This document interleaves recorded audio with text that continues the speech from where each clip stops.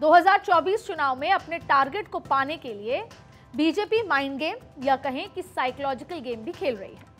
2 बार सत्ता में रहने के बावजूद एंटी इनकम्बेंसी की हवा निकालते हुए प्रधानमंत्री मोदी ने 400 का नारा दिया। ना तो कोई भ्रष्टाचार का मुद्दा है, ना विकास के लिए कोई बाधा का मुद्दा है, और 2024 की पूरी लड़ाई इस नंबर के इर्द गिर्द घूमने लगी है। अब आपको एक एक कर भारत में बीजेपी और बाकी दलों की स्थिति साफ करेंगे।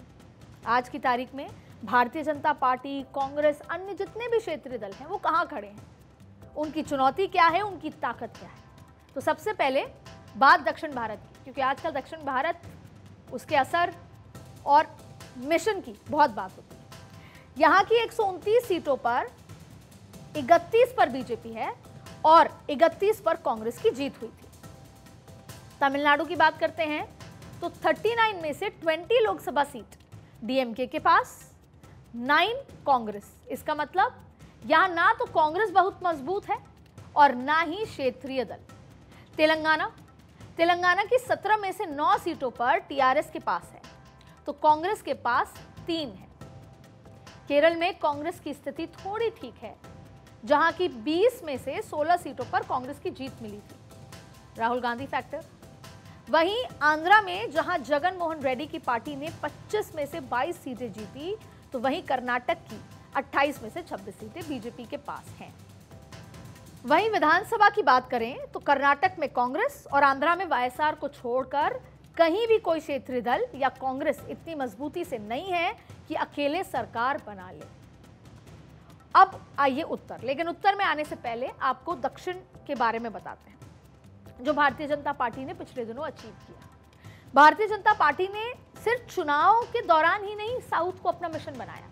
भारतीय जनता पार्टी ने दक्षिण को लंबे समय से मिशन बनाया हुआ है। चाहे फिर केरला की बात करें, आरएसएस लंबे समय से काम कर रही है। कर्नाटक तो द्वार मानते हैं, कर्नाटक का आंकड़े हमने आपको बताए।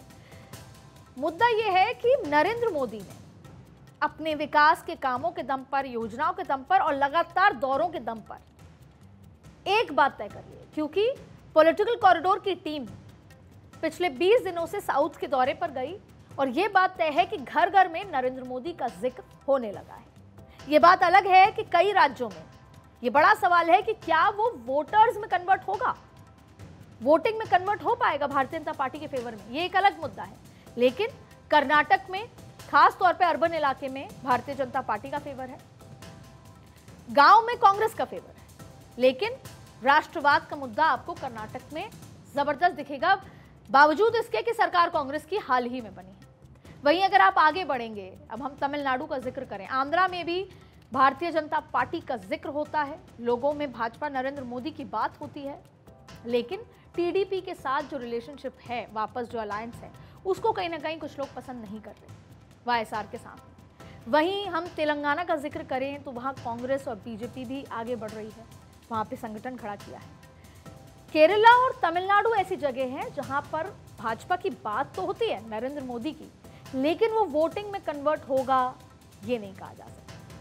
अब बात उत्तर भारत की, यहां की बात करें तो उत्तर प्रदेश, राजस्थान, मध्य प्रदेश, छत्तीसगढ़, गुजरात जैसे राज्यों में बीजेपी को लैंडस्लाइड विक्ट्री मिली, तो वहीं बिहार में बीजेपी और जेडीयू को 39 सीट्स मिली।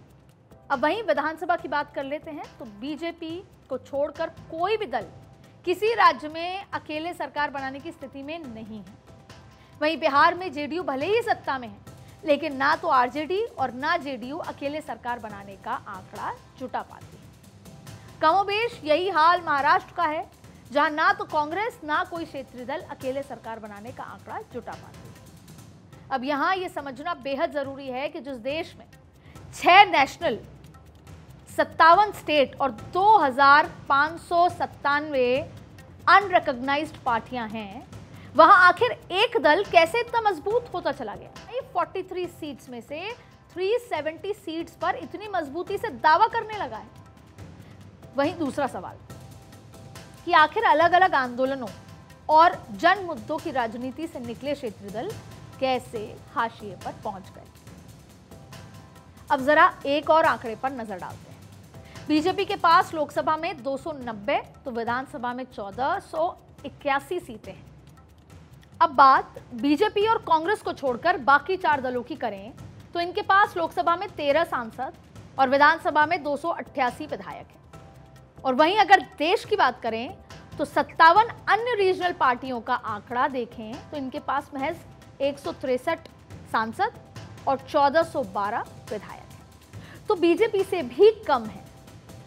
इस हालात के बावजूद, इन आंकड़ों के बावजूद, कमजोर होती सियासत के बावजूद और घटते जनाधार के बावजूद इन पार्टियों में एकजुटता नहीं दिख रही, जो आज की जरूरत है। आप जानते हैं कि इसकी सबसे बड़ी वजह क्या है? इसकी सबसे बड़ी वजह इन पार्टियों के वजूद और मशीनरी या कहें काम करने के तरीके में छिपी है।